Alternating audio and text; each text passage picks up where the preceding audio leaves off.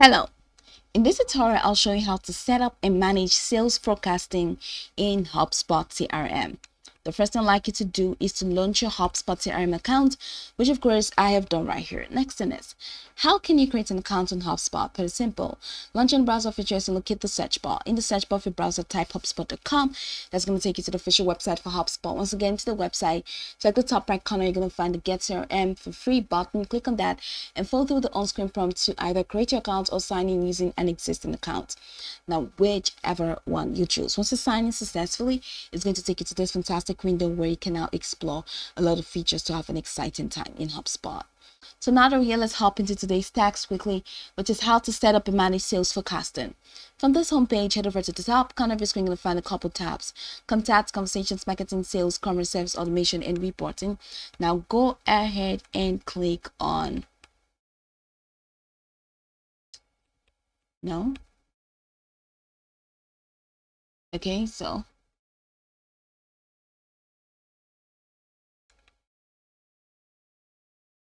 go ahead and click on the Sales tab, which you're going to find here. So click on the Sales tabs and you're going to find this extended menu: Prospecting, Deals, Forecast, Tax. So go ahead and click on Forecast. Now, once you click on Forecast, you will now be able to set up and manage your sales forecasting in HubSpot.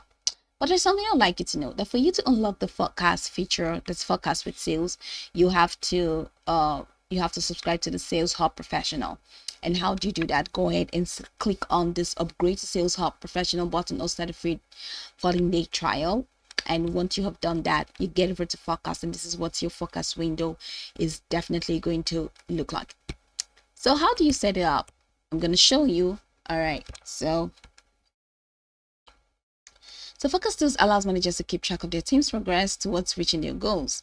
All right, now to set up your Focus Tools deal amount, okay, what you're going to have to do is the first step is to head over to the settings icon in your window. All right, so settings icon in the main navigation bar, you're going to get to object. So from object, go ahead and click on forecast. And once you click on forecast, you will now be able to select this option that says weighted amount, total amount, forecast amount. So this is what it's going to look like here.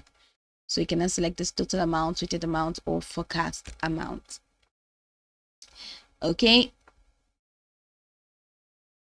so you will not be able to get the best of this. That's to see this, the focus option in the object settings, or in the settings where you have the object, if you have not come over here to sign up to forecast. All right, and then create a forecast. So but then this is what you're going to, so once you have already signed up, I'm going to just take you through the settings, run you through the settings. So top right corner, go ahead and click on settings. And once you click on settings, the settings wheel is going to take you to the settings window.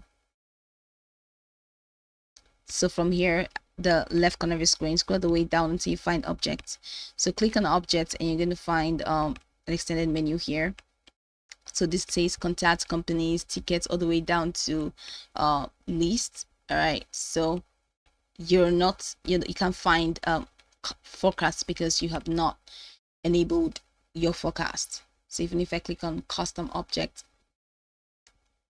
to see if I can find the forecast tool, you will see that you'll still not be able to head over to that option if you have not subscribed to the Sales Hub Professional. So that's it. So you cannot even create a custom object if you have not subscribed to that. So you can do that and then click on forecast. So that's like the second way to go about it. But once you get to forecast, you'll now be able to click forecast deal amount and check weighted amount, total amount, forecast amount. Go ahead and see how that applies to you. And then you can also set up your forecast period, follow through the process. Then to set either monthly or quarterly forecast, and you select the forecast period for all pipeline settings, right? Go ahead and click on that. That's after you click on forecast, right? You're going to see the drop down menu, click on that and select the time period. This is what the time period looks like. So select the forecast period for all pipeline. So you can click on the time period, and you can even set up your forecast submission status indicator. All right, follow through the process and you're going to see the forecast submission section once you get here to forecast. So select that forecast submission status indicator checkbox. This is what it is. And when it's turned on, settings default to 8 days. You can also edit the number of days up to 31 days. So this is it. So once the settings turned on, an indicator will display the forecast submission column, which is what you have here. And then you can also set up your pipelines forecast category. This is it. So click on the pipeline. Once you get to the forecast window, click on the pipeline tab and select the pipeline. All right, so this is what the pipeline window looks like. All right, so selecting sales pipeline or M3 GAN. So just select that and use the category drop down menus to organize your deal stages into 4 categories: not forecasted, pipeline, best cases, best case, commit, and closed one. This is what it looks like, the forecast category. Now these are deal stages, so go ahead and select it from that same window. And then the next step is you can even, okay, deal stages. So here is how to view properties. If you want to view all the properties of your podcast, of your sorry, your forecast, this is what you can do. Click on the drop down menu and then click on category. Once you click on view all properties, you see your category and you can even choose to save if you want to save that. And you can even edit your forecasts categories. All right, so select forecast and select edit forecast categories and edit them here based on the values that you see. Okay, so that's pretty much a lot about it. Then the last thing is to set sales goals for your sales team.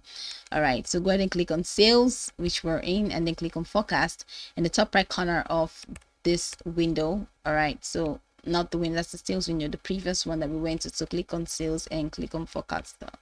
Click sales, click forecast. So once you do that, it's going to take you to a point where you see create goals. So click on create goals, and by default the forecasted revenue template to be selected. So click on that, and when you're done setting up your forecast categories and assigning forecast revenue goals to your team, now you can now use the forecast tools which we have explained previously to just explore and have a great time. So this is pretty much how you can set up and manage sales forecasting in Hubspot CRM. You can go over this tutorial to get acquainted with the steps, and once you're done, you'll be good to go. I hope this tutorial marvelously helped you search.